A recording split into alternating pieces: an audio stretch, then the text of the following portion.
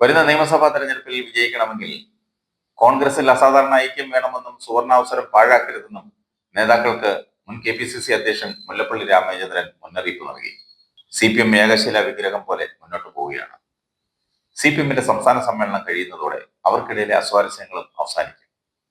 കോൺഗ്രസുകാർ തമ്മിൽ തല്ലുന്നു എന്ന സന്ദേശം നല്ലതല്ല. നിയമസഭ പിടിക്കാൻ ഒന്നാന്തരം അവസരമാണിതെന്നും മുല്ലപ്പള്ളി പറഞ്ഞു.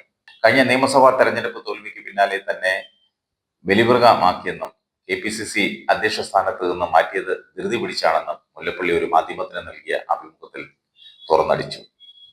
കോൺഗ്രസിനെ സംബന്ധിച്ച് പാർട്ടി സംവിധാനം താഴെത്തട്ടിൽ സുശക്തമാണെന്ന് പറയാനാകില്ല. അതീവ ദുർബലമാണ്. തദ്ദേശ തെരഞ്ഞെടുപ്പിനെ ഗൗരവത്തോടെ കാണണം. തെരഞ്ഞെടുപ്പ് ഫലം എതിരായാൽ അണികൾക്കത് വിഷമമുണ്ടാകും. KPCC അധ്യക്ഷൻ എന്ന നിലയിൽ എല്ലാവരെയും ഒരുമിപ്പിച്ച് കൊണ്ടുപോകാനാണ് താൻ ശ്രമിച്ചിട്ടുള്ളത്. അത് ദൗർബല്യമായി മാറി. പുനഃസംഘടനയ്ക്ക് വേണ്ടിയുള്ള പുനഃസംഘടന അല്ല നടക്കേണ്ടത്, ഗുണപരമായ മാറ്റമാണ് ഉണ്ടാകേണ്ടത്. മുൻപ് 2 ഗ്രൂപ്പുകൾ ഉണ്ടായിരുന്നു, ഇപ്പോൾ 2 എന്നുള്ളത് 4ഉം 5ഉമായി. ഓരോ ഗ്രൂപ്പിലും ഇന്ന് കാണുന്ന നേതാക്കളെ നാളെ കാണുന്നില്ല. കഷ്ടപ്പാടും പ്രയാസവും ഒന്നും അനുഭവിച്ചല്ല ഇവരൊക്കെ പാർട്ടിയിലേക്ക് വന്നത്.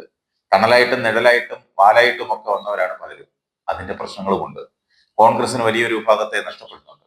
അത് കോൺഗ്രസ് മെമ്പർഷിപ്പ് ഉള്ളവർ മാത്രമല്ല, കഴിഞ്ഞ നിയമസഭാ തെരഞ്ഞെടുപ്പിൽ പരാജയപ്പെട്ടപ്പോൾ പാർട്ടിക്കൊരു ബലിമൃഗത്തെ വേണമെന്ന് കരുതി അത് ഞാനാകട്ടെ എന്ന് വെച്ചു.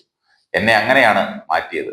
തെരഞ്ഞെടുപ്പിന് 4 മാസം മുൻപാണ് ഉമ്മൻചാണ്ടിയെ ചെയർമാനാക്കി ഒരു കമ്മിറ്റിയെ തെരഞ്ഞെടുപ്പ് നയിക്കാൻ AICC പ്രഖ്യാപിച്ചത്. ആ കമ്മിറ്റിയിൽ 6-മനോ 7-മനോ ആയിരുന്നു ഞാൻ. തെരഞ്ഞെടുപ്പ് എന്റെ നേതൃത്വത്തിൽ ആയിരുന്നില്ലെന്ന് AICC തന്നെ പറഞ്ഞതാണ്. ഒരു തരത്തിലുള്ള ആശയക്കുഴപ്പവും ഉണ്ടാക്കാതെ 140 മണ്ഡലങ്ങളിലും ഓടി നടന്നു. പരാജയം കൂട്ടായ ഉത്തരവാദിത്തമാണ്. ലോക്സഭയിൽ വിജയിച്ചപ്പോൾ അത് ഞാൻ എന്റെ വിജയമാണെന്ന് പറഞ്ഞിട്ടില്ല. എന്നെ ആരും അന്ന് അനുമോദിച്ചില്ല. എനിക്കത് വേണ്ട. എന്റെ പകരക്കാരനായി ആരെയാണ് KPCC അധ്യക്ഷനാക്കിയത്? എത്ര ധൃതി പിടിച്ചായിരുന്നു ആ തീരുമാനം! സ്ഥാനം രാജിവെക്കും മുൻപ് ശ്വാസം വിടാനുള്ള സമയം പോലും കിട്ടിയില്ല. ആർക്കും പ്രയാസമുണ്ടാകില്ലേ? കോവിഡ് കാലത്ത് ആരും പുറത്തിറങ്ങാതിരുന്ന സമയത്ത് രാവിലെ 7:30-ക്ക് ഇന്ദിരാഭവനിൽ എത്തുമായിരുന്നു. ഡോക്ടർ SS ലാലിനെ വെച്ച് കൺട്രോൾ റൂം തന്നെ KPCC തുറന്നു. വളരെ സജീവമായാണ് ഓരോ പ്രവർത്തനവും നടത്തിയത്.